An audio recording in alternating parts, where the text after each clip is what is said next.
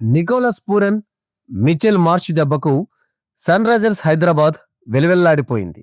సొంత మైదానం ఉప్పల్లోనే sun Risers ను ఉతికారేశారు ఈ ఇద్దరు హిట్టర్లు.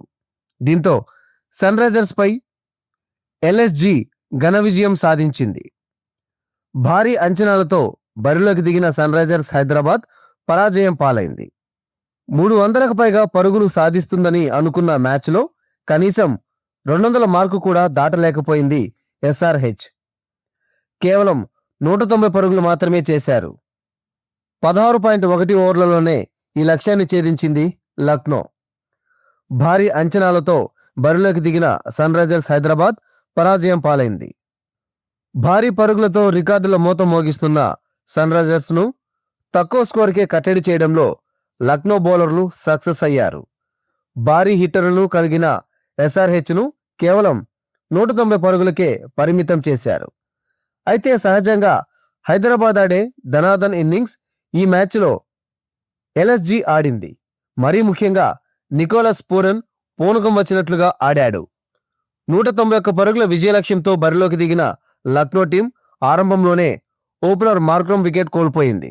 దీంతో మ్యాచ్ ఆసక్తికరంగా మారుతుందని అందరూ అనుకున్నారు. కానీ క్రీజులోకి వచ్చిన పూరన్ భారీ షాట్లతో విరుచుకుపడుతూ మ్యాచ్ను వన్ సైడ్ చేసేశాడు. కేవలం 18 బంతుల్లోనే హాఫ్ సెంచరీ పూర్తి చేసుకున్నాడు. 26 బంతుల్లోనే 70 పరుగులు సాధించాడు.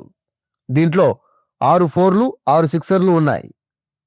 కమిన్స్ ఇతని దూకుడును నిలువరింపజేశాడు. కానీ అప్పటికే చేయాల్సిన నష్టం చేసేశాడు పూరన్. పూరన్ అవుటయ్యాక మిచెల్ మార్ష్ బాదుడు ప్రారంభించాడు. అతడు కేవలం 31 బంతుల్లోనే 52 పరుగులు సాధించాడు. ఇందులో 7 ఫోర్లు 2 సిక్సర్లు ఉన్నాయి. ఇతని వికెట్ కూడా కమిన్స్ తీశాడు. చివర్లో రిషబ్ పంత్, ఆయుష్ బదోని వెంటనే అవుటైనా అబ్దుల్ సమద్ మెరుపు ఇన్నింగ్స్ ఆడి జట్టును విజయ తీరాలకు చేర్చాడు. కేవలం 6 బంతుల్లోనే 2 సిక్సర్లు 2 ఫోర్ల సాయంతో 22 పరుగులు చేశాడు. దీంతో మరో 4 ఓవర్లు మిగిలి ఉండగానే లక్నో విజయం సాధించింది. భారీ హిట్టర్లతో కూడిన సన్ రైజర్స్ మొదటి మ్యాచ్లో భారీ స్కోరు సాధించింది. దీంతో ఈ మ్యాచ్లో కూడా అలాంటి భారీ హిట్టింగ్స్ చూడవచ్చని అభిమానులు భావించారు.